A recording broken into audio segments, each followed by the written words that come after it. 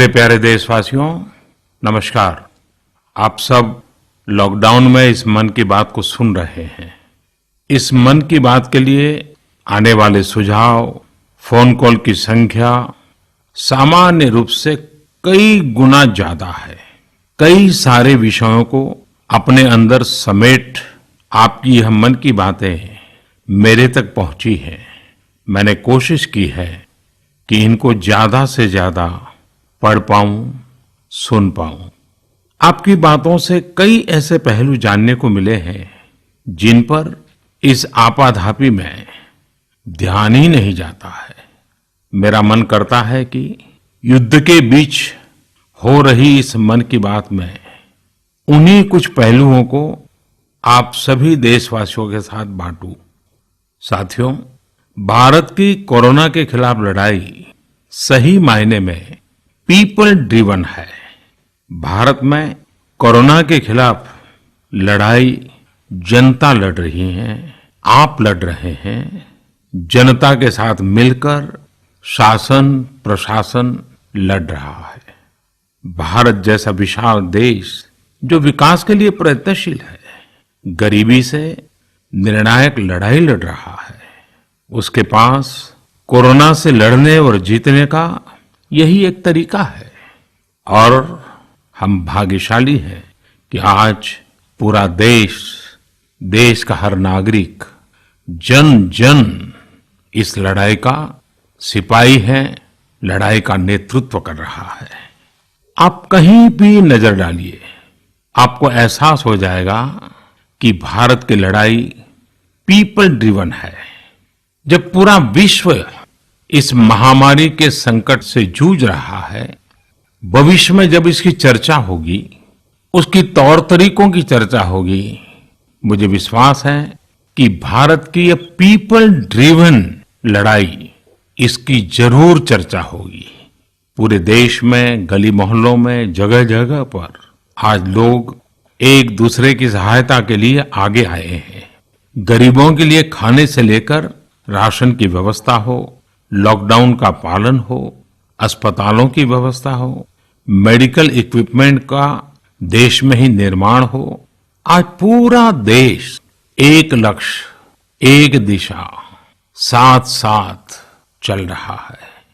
ताली, थाली, दिया, मोमबत्ती, इन सारी चीजों ने जो भावनाओं को जन्म दिया, जिस जज्बे से देशवासियों ने कुछ न कुछ करने की ठान ली, हर किसी को इन बातों ने प्रेरित किया है।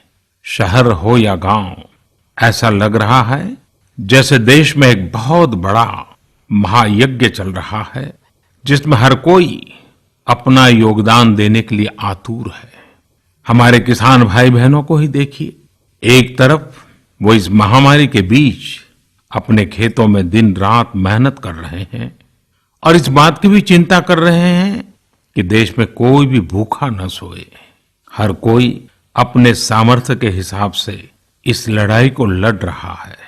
कोई किराया माफ कर रहा है, तो कोई अपनी पूरी पेंशन या पुरस्कार में मिली राशि को पीएम केयर्स में जमा करा रहा है। कोई खेत की सारी सब्जियां दान दे रहा है, तो कोई हर रोज सैकड़ों गरीबों को मुफ्त भोजन करा रहा है। कोई मास्क बना रहा है। कहीं हमारे मजदूर भाई बहन क्वारंटीन में रहते हुए जिस स्कूल में रह रहे हैं, उसकी रंगाई पुताई कर रहे हैं। साथियों, दूसरों की मदद के लिए आपके भीतर हृदय के किसी कोने में जो ये उमड़ता घुमड़ता भाव है ना, वही कोरोना के खिलाफ भारत की इस लड़ाई को ताकत दे रहा है। वही इस लड़ाई को सच्चे मायने में पीपल ड्रिवन बना रहा है। और हमने देखा है पिछले कुछ साल में हमारे देश में यह मिजाज बना है, निरंतर मजबूत होता रहा है। चाहे करोड़ों लोगों का गैस सब्सिडी छोड़ना हो, लाखों सीनियर सिटीजन का रेलवे सब्सिडी छोड़ना हो, स्वच्छ भारत अभियान का नेतृत्व लेना हो, टॉयलेट बनाने हो, अनगिनत बातें ऐसी है। इन सारी बातों से पता चलता है हम सबको एक मन, एक मजबूत धागे से पिरो दिया है। एक होकर देश के लिए कुछ करने की प्रेरणा दी है। मेरे प्यारे देशवासियों, मैं पूरी नम्रता पूर्वक, बहुत ही आदर के साथ आज 130 करोड़ देशवासियों की इस भावना को सर झुका करके नमन करता हूं। आप अपनी भावना के अनुरूप देश के लिए अपनी रुचि के हिसाब से, अपने समय के अनुसार कुछ कर सके, इसके लिए सरकार ने एक डिजिटल प्लेटफॉर्म भी तैयार किया है। ये प्लेटफॉर्म है covidwarriors.gov.in। मैं दोबारा बोलता हूं, covidwarriors.gov.in।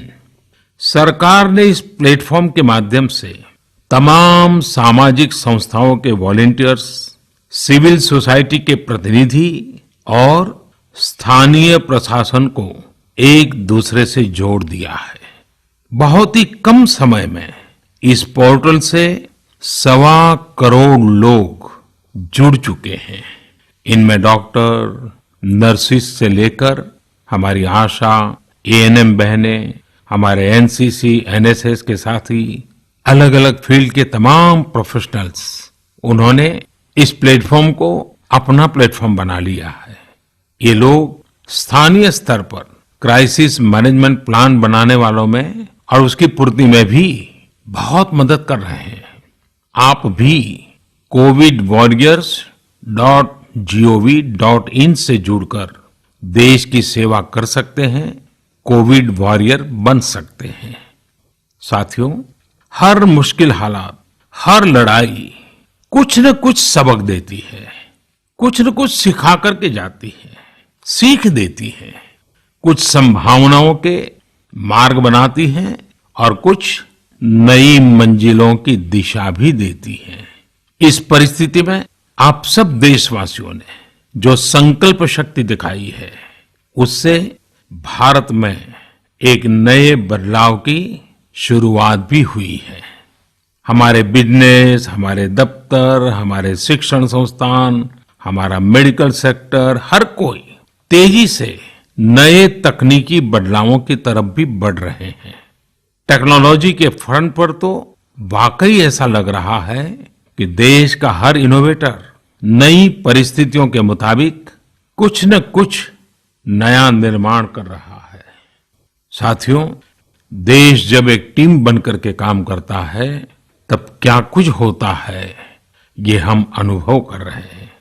आज केंद्र सरकार हो, राज्य सरकार हो, इनका हर एक विभाग और संस्थान राहत के लिए मिलजुल करके पूरी स्पीड से काम कर रहे हैं। हमारे एविएशन सेक्टर में काम कर रहे लोग हों, रेलवे कर्मचारी हो, ये दिन रात मेहनत कर रहे हैं ताकि देशवासियों को कम से कम समस्या हो। आप में से शायद बहुत लोगों को मालूम होगा कि देश के हर हिस्से में दवाइयों को पहुंचाने के लिए लाइफलाइन उड़ान नाम से एक विशेष अभियान चल रहा है। हमारे इन साथियों ने इतने कम समय में देश के भीतर ही 3 लाख किलोमीटर की हवाई उड़ान भरी है और 500 टन से अधिक मेडिकल सामग्री देश के कोने कोने में आप तक पहुंचाया है। इसी तरह रेलवे के साथ ही लॉकडाउन में भी लगातार मेहनत कर रहे हैं ताकि देश के आम लोगों को जरूरी वस्तुओं की कमी न हो। इस काम के लिए भारतीय रेलवे करीब करीब 60 से अधिक रेल मार्ग पर 100 से भी ज्यादा पार्सल ट्रेन चला रही है। इसी तरह दवाओं की आपूर्ति में हमारे डाक विभाग के लोग बहुत अहम भूमिका निभा रहे हैं। हमारे ये सभी साथी सच्चे अर्थ में कोरोना के वॉरियर ही हैं। साथियों, प्रधानमंत्री गरीब कल्याण पैकेज के तहत गरीबों के अकाउंट में पैसे सीधे ट्रांसफर किए जा रहे हैं। वृद्धावस्था पेंशन जारी की गई है। गरीबों को 3 महीने के मुफ्त गैस सिलेंडर, राशन जैसी सुविधाएं भी दी जा रही हैं। इन सब कामों में सरकार के अलग अलग विभागों के लोग, बैंकिंग सेक्टर के लोग एक टीम की तरह दिन रात काम कर रहे हैं और मैं हमारे देश की राज्य सरकारों की भी इस बात के लिए प्रशंसा करूंगा कि वो इस महामारी से निपटने में बहुत सक्रिय भूमिका निभा रही हैं।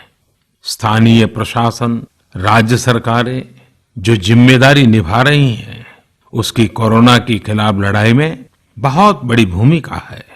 उनका ये परिश्रम बहुत प्रशंसनीय है।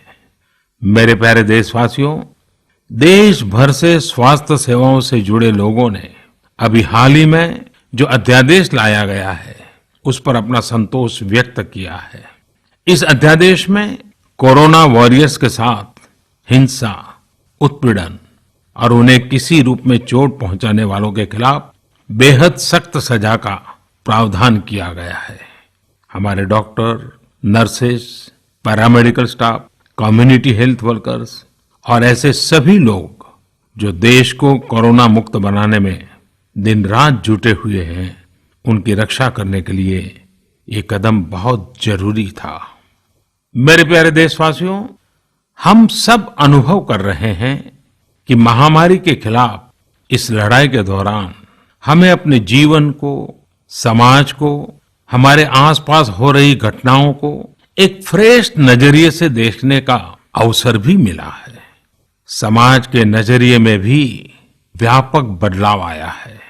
आज अपने जीवन से जुड़े हर व्यक्ति की अहमियत का हमें आभास हो रहा है। हमारे घर में काम करने वाले लोग हो, हमारी जरूरतों को पूरा करने के लिए काम करने वाले हमारे सामान्य कामगार हो, पड़ोस की दुकानों में काम करने वाले लोग हो, इन सब की कितनी बड़ी भूमिका है, हमें ये अनुभव हो रहा है। इसी तरह जरूरी सेवाओं की डिलीवरी करने वाले लोग, मंडियों में काम करने वाले हमारे मजदूर भाई बहन, हमारे आस पड़ोस के ऑटो चालक, रिक्शा चालक, आज हम अनुभव कर रहे हैं कि इन सब के बिना हमारा जीवन कितना मुश्किल हो सकता है। आजकल सोशल मीडिया में हम सब लोग लगातार देख रहे हैं कि लॉकडाउन के दौरान लोग अपने इन साथियों को न सिर्फ याद कर रहे हैं, उनकी जरूरतों का ध्यान रख रहे हैं, बल्कि उनके बारे में बहुत सम्मान से लिख भी रहे हैं। आज देश के हर कोने से ऐसी तस्वीरें आ रही हैं कि लोग सफाई कर्मियों पर पुष्प वर्षा कर रहे हैं। पहले उनके काम को संभवतः आप भी कभी नोटिस नहीं करते थे। डॉक्टर हो, सफाई कर्मी हो, अन्य सेवा करने वाले लोग हो, इतना ही नहीं, हमारी पुलिस व्यवस्था को लेकर भी आम लोगों के सोच में काफी बदलाव हुआ है। पहले पुलिस के विषय में सोचते ही नकारात्मकता के सिवाय हमें कुछ नजर नहीं आता था। हमारे पुलिसकर्मी आज गरीबों, जरूरतमंदों को खाना पहुंचा रहे हैं, दवा पहुंचा रहे हैं। जिस तरह से हर मदद के लिए पुलिस सामने आ रही है, इससे पुलिसिंग का मानवीय और संवेदनशील पक्ष हमारे सामने उभर करके आया है, हमारे मन को झकझोर दिया है, हमारे दिल को छू लिया है। एक ऐसा अवसर है जिसमें आम लोग पुलिस से भावात्मक तरीके से जुड़ रहे हैं।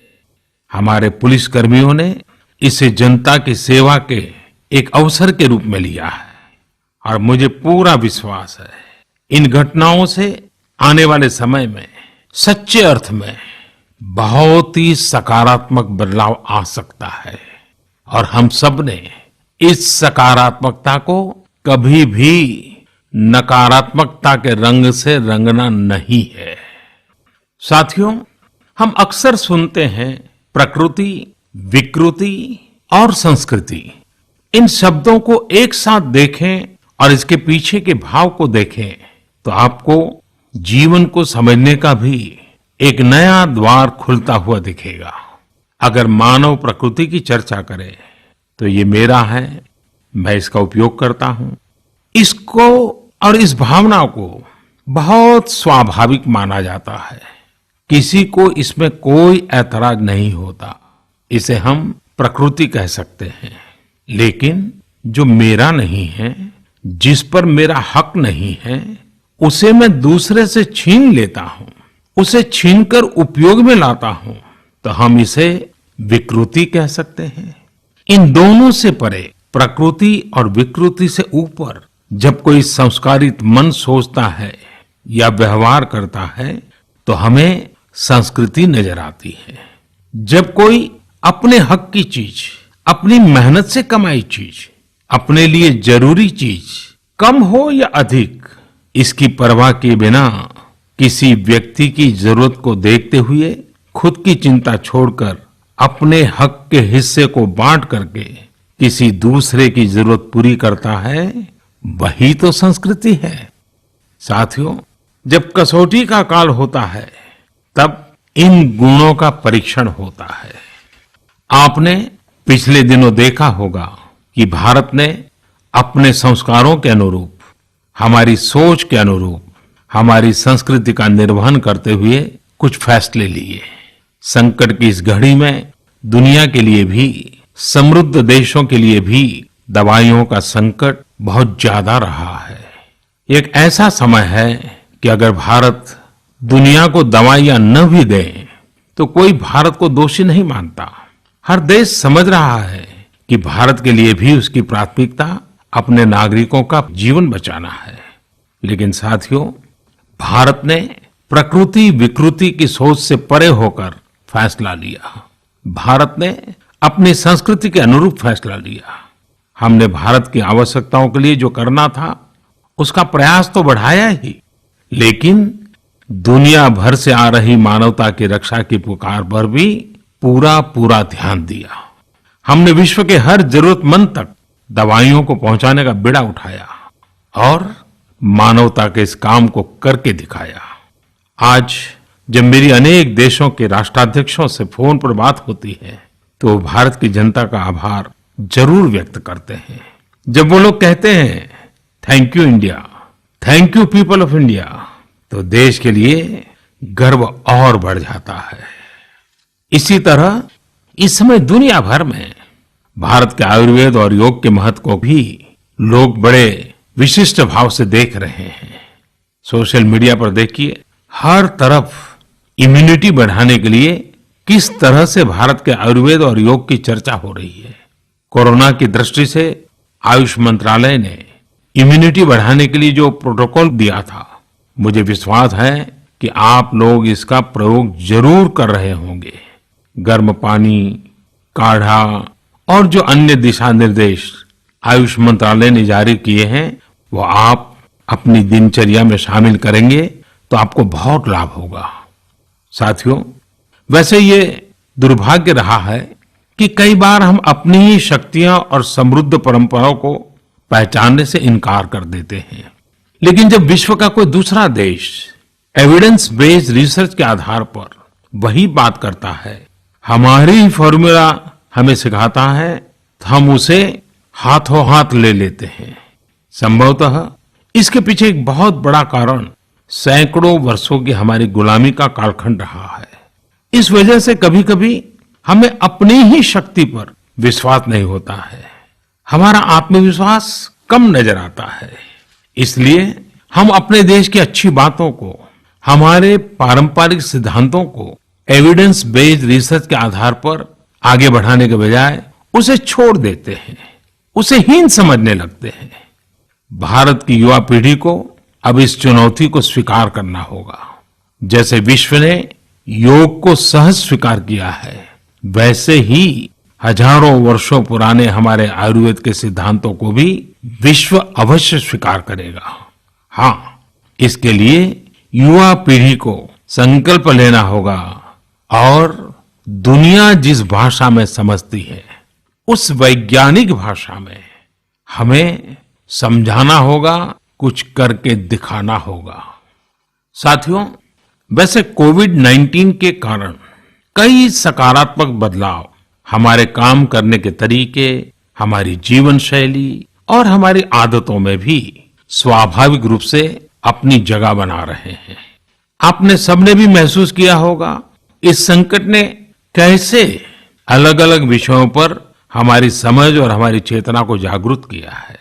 जो असर हमें अपने आसपास देखने को मिल रहे हैं, इनमें सबसे पहला है मास्क पहनना और अपने चेहरे को ढककर रखना। कोरोना की वजह से बदलती हुई हालात में मास्क भी हमारे जीवन का हिस्सा बन रहा है। वैसे हमें इसकी भी आदत कभी नहीं रही कि हमारे आसपास के बहुत सारे लोग मास्क में दिखे, लेकिन अब हो यही रहा है। हाँ, इसका ये मतलब नहीं है कि जो मास्क लगाते हैं वे सभी बीमार हैं। और जब मैं मास्क की बात करता हूं तो मुझे एक पुरानी बात याद आती है। आप सबको भी याद होगा, एक जमाना था कि हमारे देश के कई ऐसे इलाके ऐसे होते थे कि वहां अगर कोई नागरिक फल खरीदता हुआ दिखता था तो आस पड़ोस के लोग उसको जरूर पूछते थे, क्या घर में कोई बीमार है? यानी फल मतलब बीमारी में ही खाया जाता है, ऐसी एक धारणा बनी हुई थी। हालांकि समय बदला और ये धारणा भी बदली। वैसे ही मास्क को लेकर भी धारणा अब बदलने वाली ही है। आप देखिएगा, मास्क अब सभ्य समाज का प्रतीक बन जाएगा। अगर बीमारी से खुद को बचना है और दूसरों को भी बचाना है तो आपको मास्क लगाना पड़ेगा। और मेरा तो सिंपल सुझाव रहता है, गमछा मुंह ढकना है।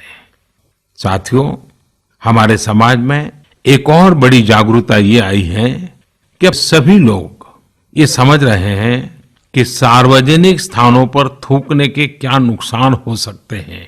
यहां वहां कहीं पर भी थूक देना गलत आदतों का हिस्सा बना हुआ था। ये स्वच्छता और स्वास्थ्य को गंभीर चुनौती भी देता था। वैसे एक तरह से देखें तो हम हमेशा से ही इस समस्या को जानते रहे, लेकिन ये समस्या समाज से समाप्त होने का नाम ही नहीं ले रही थी। अब वो समय आ गया है कि इस बुरी आदत को हमेशा हमेशा के लिए खत्म कर दिया जाए। कहते भी हैं कि बेटर लेट देन नेवर। तो देर भले हो गई हो, लेकिन अब ये थूकने की आदत छोड़ देनी चाहिए। ये बातें जहां बेसिक हाइजीन का स्तर बढ़ाएंगी, वहीं कोरोना संक्रमण को फैलने से रोकने में भी मदद करेगी। मेरे प्यारे देशवासियों, ये सुखद संयोग ही है कि आज जब आपसे मैं मन की बात कर रहा हूं तो अक्षय तृतीया का पवित्र पर्व भी है। साथियों, क्षय का अर्थ होता है विनाश, लेकिन जो कभी नष्ट नहीं हो, जो कभी समाप्त नहीं हो, वो अक्षय है। अपने घरों में हम सब इस पर्व को हर साल मनाते हैं, लेकिन इस साल हमारे लिए इसका विशेष महत्व है। आज के कठिन समय में यह एक ऐसा दिन है जो हमें याद दिलाता है कि हमारी आत्मा, हमारी भावना अक्षय है। यह दिन हमें याद दिलाता है कि चाहे कितनी भी कठिनाइयां रास्ता रोके, चाहे कितनी भी आपदाएं आए, चाहे कितनी भी बीमारियों का सामना करना पड़े, इनसे लड़ने और जूझने की मानवीय भावनाएं अक्षय है। माना जाता है कि यही वो दिन है जिस दिन भगवान श्री कृष्ण और भगवान सूर्यदेव के आशीर्वाद से पांडवों को अक्षय पात्र मिला था। अक्षय पात्र यानी एक ऐसा बर्तन जिसमें भोजन कभी समाप्त नहीं होता है। हमारे अन्नदाता किसान हर परिस्थिति में देश के लिए, हम सब के लिए इसी भावना से परिश्रम करते हैं।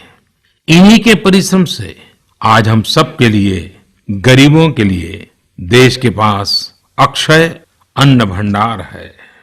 इस अक्षय तृतीया पर हमें अपने पर्यावरण, जंगल, नदियां और पूरे इकोसिस्टम के संरक्षण के बारे में भी सोचना चाहिए, जो हमारे जीवन में महत्वपूर्ण भूमिका निभाते हैं। अगर हम अक्षय रहना चाहते हैं तो हमें पहले यह सुनिश्चित करना होगा कि हमारी धरती अक्षय रहे। क्या आप जानते हैं कि अक्षय तृतीया का यह पर्व दान की शक्ति यानी पावर ऑफ गिविंग का भी एक अवसर होता है। हम हृदय की भावना से जो कुछ भी देते हैं, वास्तव में महत्व उसी का होता है। यह बात महत्वपूर्ण नहीं है कि हम क्या देते हैं और कितना देते हैं। संकट के इस दौर में हमारा छोटा सा प्रयास हमारे आसपास के बहुत से लोगों के लिए बहुत बड़ा संबल बन सकता है। साथियों, जैन परंपरा में भी यह बहुत पवित्र दिन है, क्योंकि पहले तीर्थंकर भगवान ऋषभदेव के जीवन का यह एक महत्वपूर्ण दिन रहा है। ऐसे में जैन समाज इसे एक पर्व के रूप में मनाता है और इसलिए ये समझना आसान है कि क्यों इस दिन को लोग किसी भी शुभ कार्य को प्रारंभ करना पसंद करते हैं। चूंकि आज कुछ नया शुरू करने का दिन है, तो ऐसे में क्या हम सब मिलकर अपने प्रयासों से अपनी धरती को अक्षय और अविनाशी बनाने का संकल्प ले सकते हैं? साथियों, आज भगवान बसवेश्वर जी की भी जयंती है। ये मेरा सौभाग्य रहा है कि मुझे भगवान बसवेश्वर की स्मृतियां और उनके संदेश से बार बार जुड़ने का, सीखने का अवसर मिला है। देश और दुनिया में भगवान बसवेश्वर के सभी अनुयायियों को उनकी जयंती पर बहुत बहुत शुभकामनाएं। साथियों, रमजान का भी पवित्र महीना शुरू हो चुका है। जब पिछली बार रमजान मनाया गया था, तो किसी ने सोचा भी नहीं था कि इस बार रमजान में इतनी बड़ी मुसीबतों का भी सामना करना पड़ेगा। लेकिन अब जब पूरे विश्व में ये मुसीबत आ ही गई है, तो हमारे सामने अवसर है इस रमजान को संयम, सद्भावना, संवेदनशीलता और सेवा भाव का प्रतीक बनाएं। इस बार हम पहले से ज्यादा इबादत करें, ताकि ईद आने से पहले दुनिया कोरोना से मुक्त हो जाए और हम पहले की तरह उमंग और उत्साह के साथ ईद मनाएं।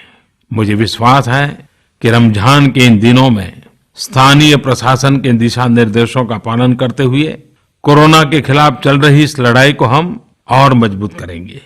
सड़कों पर, बाजारों में, मोहल्लों में फिजिकल डिस्टेंसिंग के नियमों का पालन अभी बहुत आवश्यक है।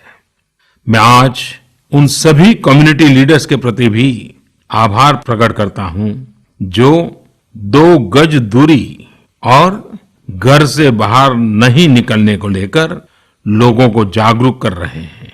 वाकई कोरोना ने इस बार भारत समेत दुनिया भर में त्योहारों को मनाने का स्वरूप ही बदल दिया है, रंग रूप बदल दिए हैं।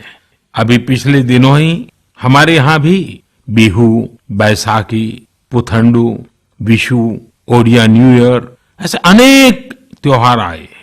हमने देखा कि लोगों ने कैसे इन त्योहारों को घर में रहकर और बड़ी सादगी के साथ और समाज के प्रति शुभ चिंतन के साथ त्योहारों को मनाया। आमतौर पर वे इन त्योहारों को अपने दोस्तों और परिवारों के साथ पूरे उत्साह और उमंग के साथ मनाते थे, घर के बाहर निकलकर अपनी खुशी साझा करते थे। लेकिन इस बार हर किसी ने संयम बरता, लॉकडाउन के नियमों का पालन किया। हमने देखा है कि इस बार हमारे ईसाई दोस्तों ने ईस्टर भी घर पर ही मनाया है। अपने समाज, अपने देश के प्रति ये जिम्मेदारी निभाना आज की बहुत बड़ी जरूरत है। तभी हम कोरोना के फैलाव को रोक पाने में सफल होंगे, कोरोना जैसे वैश्विक महामारी को परास्त कर पाएंगे। मेरे प्यारे देशवासियों, इस वैश्विक महामारी के संकट के बीच आपके परिवार के एक सदस्य के नाते, और आप सब भी मेरे ही परिवारजन हैं, तब कुछ संकेत करना, कुछ सुझाव देना, ये मेरा दायित्व भी बनता है। मेरे देशवासियों से मैं आपसे आग्रह करूंगा, हम कतई अति आत्मविश्वास में न फंस जाएं। हम ऐसा विचार न पाल लें कि हमारे शहर में, हमारे गांव में, हमारी गली में, हमारे दफ्तर में अभी तक कोरोना पहुंचा नहीं है, इसलिए अब पहुंचने वाला नहीं है। देखिए, ऐसी गलती कभी मत पालना। दुनिया का अनुभव हमें बहुत कुछ कह रहा है और हमारे यहाँ तो बार बार कहा जाता है, सावधानी हटी तो दुर्घटना घटी। याद रखिए, हमारे पूर्वजों ने हमें इन सारे विषयों में बहुत अच्छा मार्गदर्शन किया है।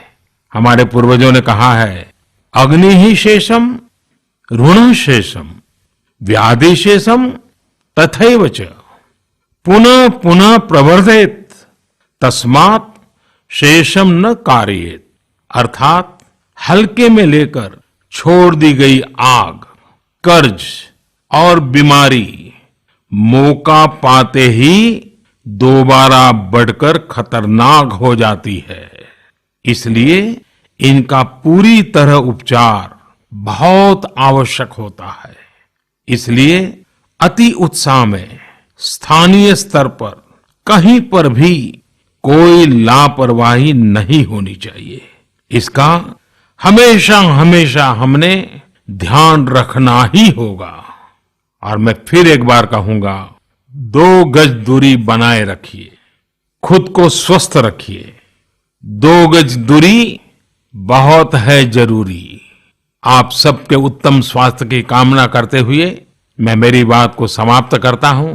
अगली मन की बात के समय जब मिले तब इस वैश्विक महामारी से कुछ मुक्ति की खबरें दुनिया भर से आए, मानव जात इन मुसीबतों से बाहर आए, इसी प्रार्थना के साथ आप सबका बहुत बहुत धन्यवाद।